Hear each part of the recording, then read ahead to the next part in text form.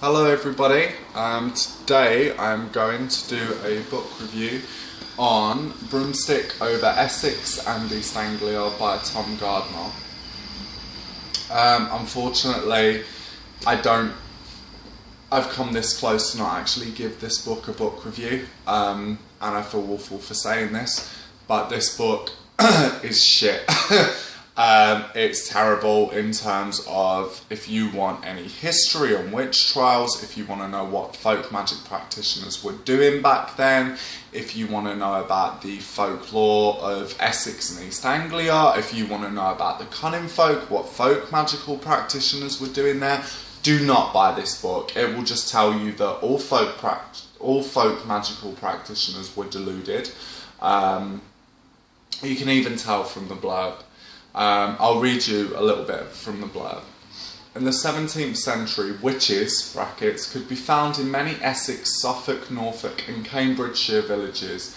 Mostly of these unfortunate old women were either picked upon or were self-deluding, but this account of their activities, some amusing, some offensive, some pathetic, and the justice that was meted out to them makes a shameful chapter in English social history.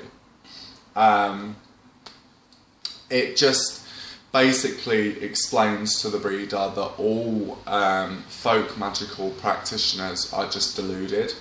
I hate to use this word because I don't really get offended, but it is actually quite offensive if you consider the fact what folk magical practitioners were practicing and how their entire life at one point in time solely remained on their jobs and the beliefs of the people, and it is quite offensive if you are a magical, but not even just a folk magical practitioner, if you are a magical practitioner in general and you read this book, it is frustrating, because it's literally just like, look at what these poor, pathetic, primitive people were doing, and it does actually say that in the book at one point. And it's just, it's just terrible, really. What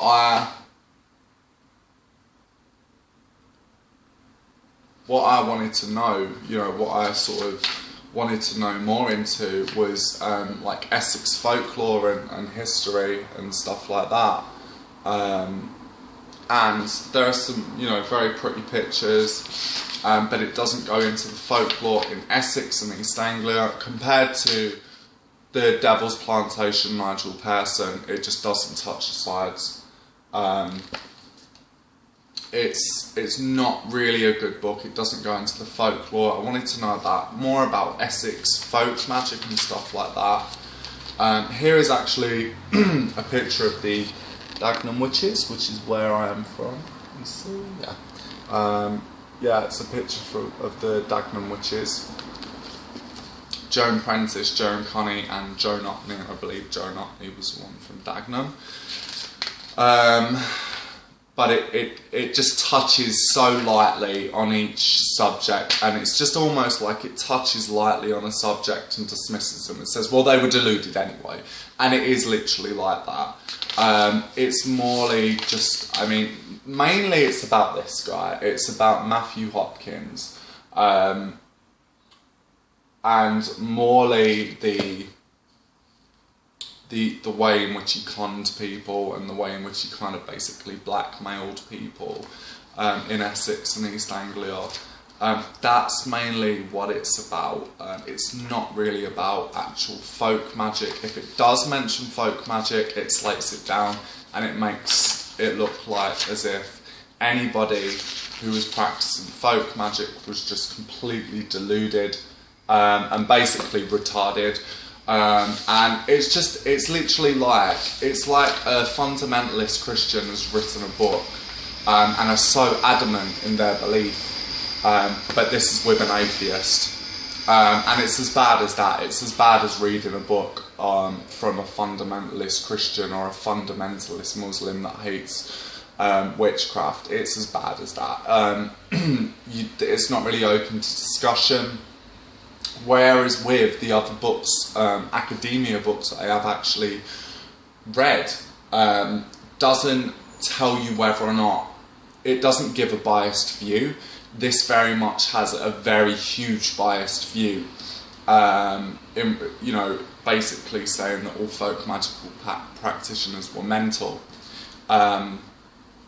This has a very biased view, whereas books on academia that I have actually read will say, you know, years and years ago for love, people believed that this would work. People used to do this. Other people used to do this. It doesn't particularly tell you, well, actually people believed this and it worked and it was great, or people believed this and ha ha ha, how stupid were they? It just says what people used to do, and I like that, and that's kind of what I thought this book would be. But there is literally next to nothing of Essex folk magic in this book. There is literally next to nothing of East Anglian folk magic within this book. If you're wanting to read this book to get juicy magic or anything like that, don't.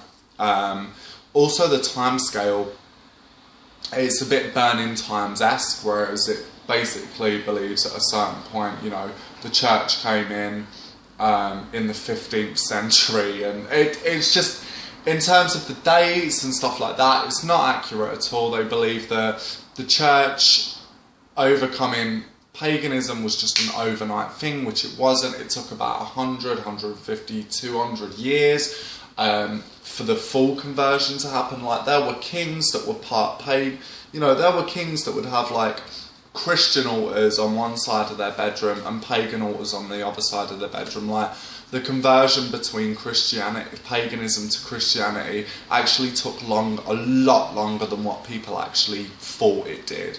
And this just gives the impression it was overnight, and people were forced as well. In some cases people were, but the majority of the time a lot of people would go to church in the morning and of an evening go to a holy well, or go, well, not a holy well, would go to a sacred spring or a sacred well and work with a god. People were pagan for like, Christo-pagan for like 150, 200 years. It took a lot longer than what this author thinks.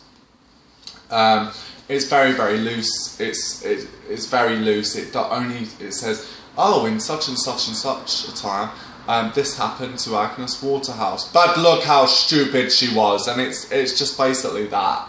It's very biased, and I don't like it. And I would say the same if there was a book that was like, look, they done this and it completely and utterly worked, rah rah rah, you know, and I would kind of say the same. I prefer books that aren't biased to a certain extent, unless it's a book on here's how to do folk magic. But considering this is meant to be a book of academia, to a certain extent, it's not at all. It's not good. It's really, yeah. So yeah, the only reason I'm doing a review for this book is because I promised to do a review for this book, and I know some people have been waiting. However, what I think would be good is for me to actually find another book that would be a lot better on Essex folklore and Essex witchcraft, and then give you guys a review on that. But at the moment it's just a case of finding a book on Essex witchcraft and Essex folklore, because there are few to the many, and when there are some, sorry, but it's a terrible book. I've never ever wanted to do that with a book before. So anyway, over and out, peace out, and there we go.